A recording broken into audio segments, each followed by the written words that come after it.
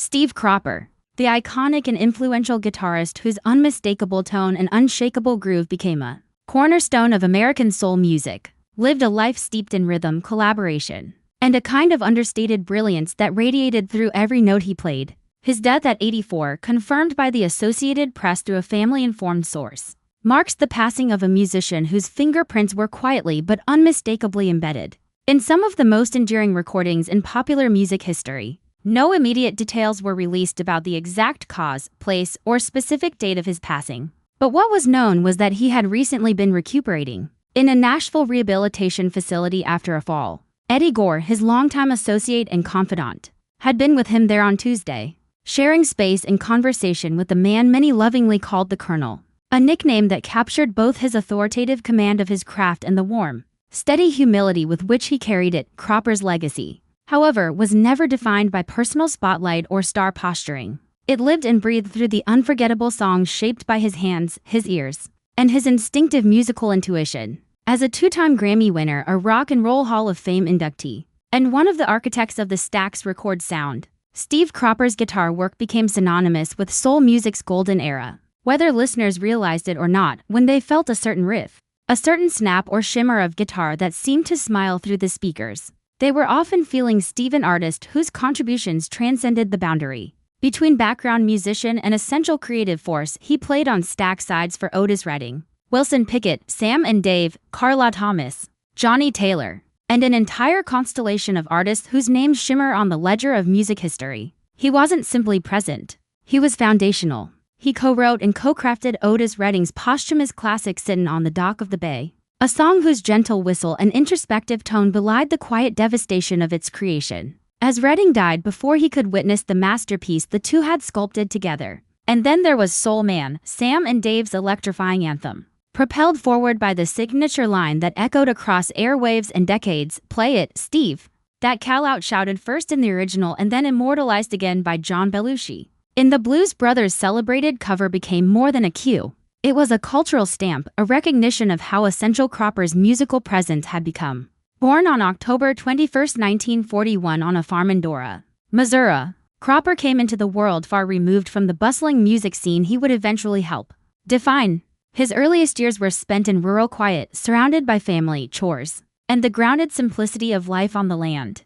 But beneath all that, something else was germinating, a hunger for rhythm, a fascination with sound, and the sense, however faint in those childhood days, that music would become not just a part of his life, but its animating force. At the age of 14, when he finally acquired his first guitar, the instrument didn't simply become a toy or a passing obsession. It became a companion, a tool through which he communicated and shaped the world around him. In his teenage years, Cropper joined the Royal Spades, a local band that would later evolve into the Marquis.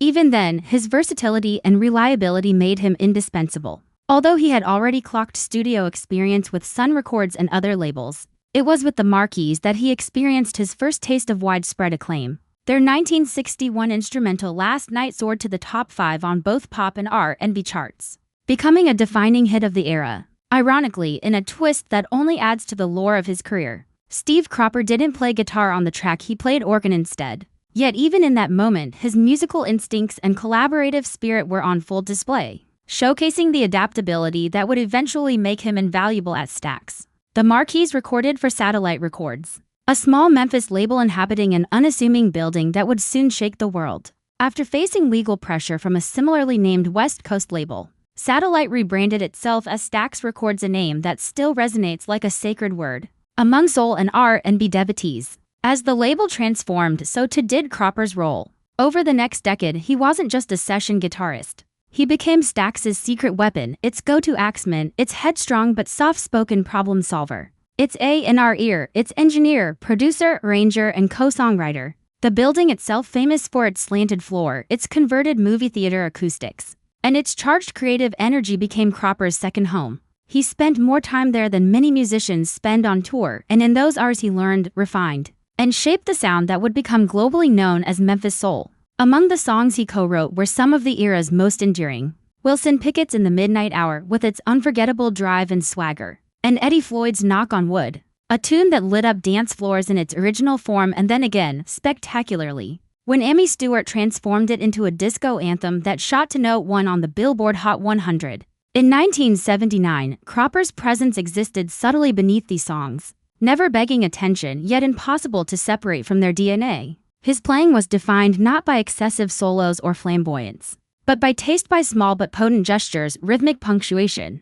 and lines so effective that later generations of guitarists would study them like scripture. In the summer of 1962, fate, or perhaps something even more mystical, brought him into a room with keyboardist Booker T. Jones, drummer Al Jackson Jr., and bassist Louis Steinberg during a Stax session. The chemistry among them was instantaneous, so instinctive that none of them realized they were making history in real time. As they jammed, Jim Stewart, co-founder of Stax, quietly hit record, sensing something too special to let slip through the fingers of time. What they had played, once they heard it back, was the seed of a composition that would soon become Green Onions, an instrumental soul masterpiece whose opening riff alone could send shivers down a listener's spine. What they had created in that spontaneous moment was more than a track. It was the birth of a sound that radiated cool confidence, grit, and musical telepathy. The groove locked in as if the four musicians were sharing a single mind, each instinctively leaving space where the others spoke.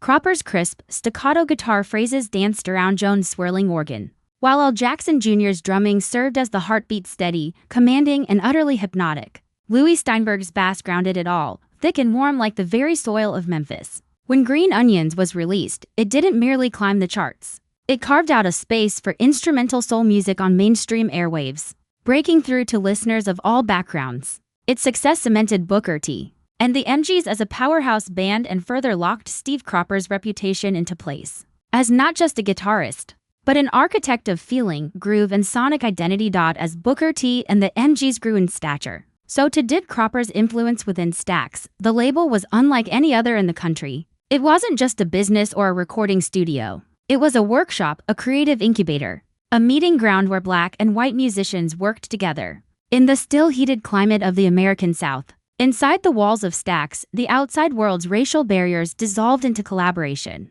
shared purpose, and musical brotherhood. Cropper often spoke about how rare and important that environment was, especially during a time when segregation still loomed large outside the studio doors. But within that converted movie theater, unity wasn't a slogan, it was simply how things worked. Musicians wrote together, played together, laughed together, and shaped history without ever explicitly announcing that they were doing something revolutionary. For Cropper, this was not just a workplace. It was a home, one that molded his worldview, his friendships, and the trajectory of American music. Well guys, what are your thoughts? Do tell us. Thanks for watching.